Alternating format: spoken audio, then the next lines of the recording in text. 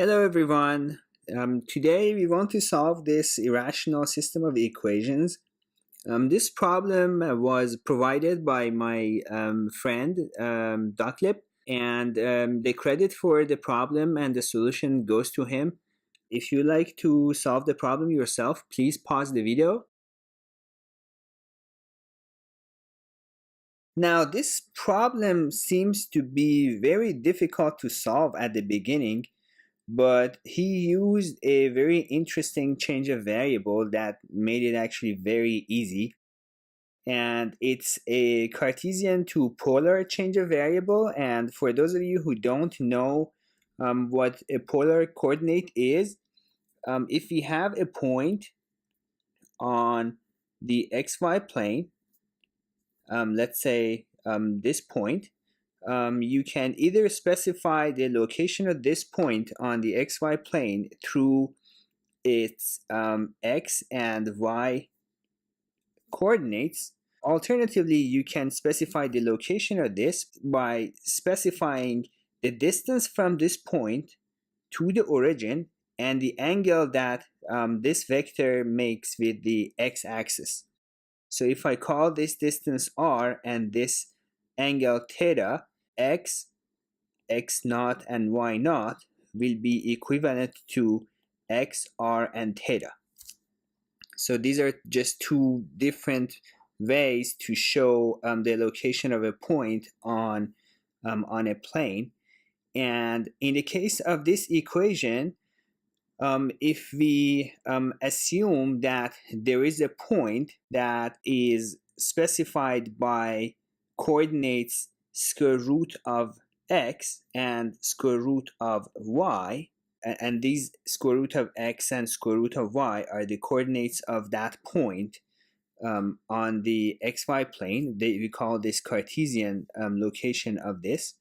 Then the polar location of this is going to be something like r and theta. Now, since we know square root of x and square root of y are two positive numbers, this point is always on the first quadrant. So let's assume that we have a point whose, let's call this point A, and this point A is at square root of x and square root of y.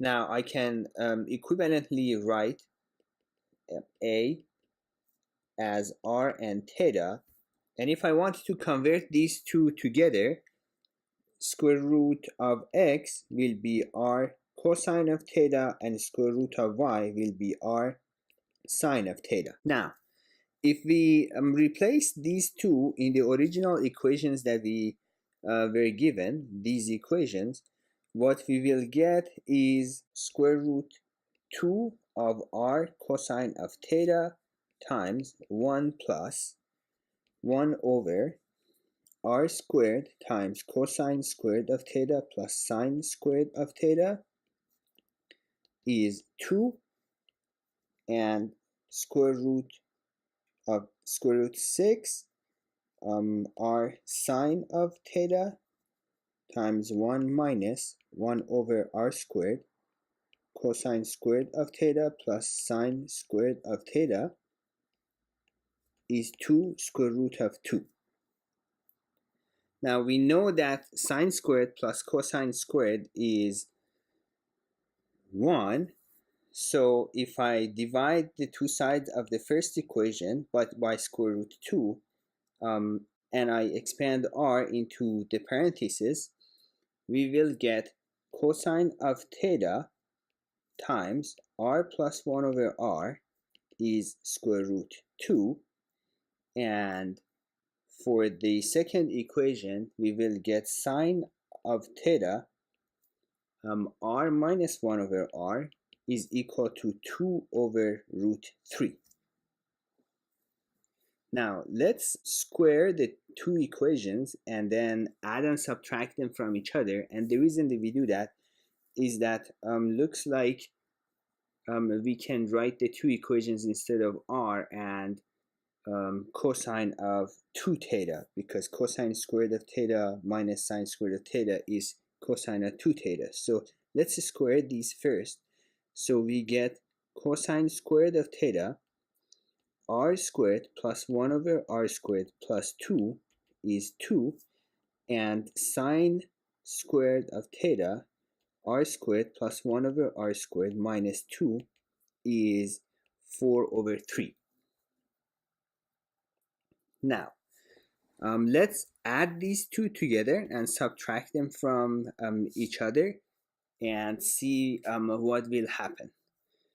So if we first add them together, we will have, for the left hand side, we will have cosine squared of theta plus sine squared of theta times r squared plus 1 over r squared plus 2 cosine squared of theta minus 2 sine squared of theta is going to be 10 over 3. And if we subtract these two from each other, we will have cosine squared of theta minus sine squared of theta times r squared plus 1 over r squared plus 2 cosine squared of theta plus 2 sine squared of theta is 2 over 3. Now, we know that cosine squared minus sine squared of an angle is cosine of twice that angle. So we can simplify this as first equation will be r squared plus 1 over r squared plus 2 cosine of 2 theta is 10 over 3. And second equation will be r squared plus 1 over r squared times cosine of 2 theta plus 2 is 2 over 3. And therefore we can simplify this and we can find cosine of 2 theta to be r squared plus 1 over r squared cosine of 2 theta is minus 4 over 3, and therefore cosine of 2 theta will be, if we call r squared plus 1 over r squared a, minus 4 over 3a, and now we replace this into this equation, so we get a plus 2 times minus 4 over 3a is equal to 10 over 3, and let's multiply the two sides by 3a, so we get 3a squared minus 8 equals to 10a, and that gives us the quadratic equation 3a squared minus 10a minus 8 equals to 0. So we form the delta of this equation. Delta will be b squared, which is 100, minus 4, 3 times minus 8, and that is going to be 196, which is 14 squared. So a will be minus b, which is 10 plus or minus 14 over 2 times 3, and that makes it a1 is 24 over 6, which is 4, and a2 is minus 4 over 2 times 3, which is a number smaller than 0, but we know that a was r squared plus 1 over r squared, so this cannot be an answer, and the only answer for a is 4. Now, so what we get here is that, first of all, let's also find cosine of 2 theta. So a is 4, therefore cosine of 2 theta is minus 1 over 3. And now we have r squared plus 1 over r squared is 4, and cosine of 2 theta is minus 1 over 3. Now we need to solve this equation. So let's first solve this, the first equation.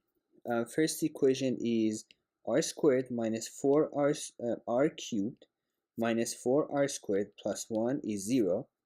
And that will give us r squared is plus 4 plus minus square root of 16 minus 4 divided by 2, and that is, if we simplify it, is 2 plus minus square root of 3. And cosine of 2 theta is minus 1 over 3. Therefore, cosine squared of theta minus sine squared of theta is minus 1 over 3. And we also know that cosine squared of theta plus sine squared of theta is 1. So from here, we can find cosine squared of theta and sine squared of theta. Let's just add these together. So cosine squared of theta is going to be 1 over 3. And therefore, sine squared of theta will be 2 over 3. So we have r squared and we have cosine squared of theta and sine squared of theta. Now we knew that from our original assumption, square root of x was r cosine of theta. Therefore, x itself is r squared cosine squared of theta, which will be 2 plus minus square root of 3 times 1 over 3. And similarly, y will be 2 plus minus square root of 3 times 2 over 3. If you like this problem and you would like to see similar problems, please consider subscribing to the channel and sharing it with other people who might be interested. Thank you.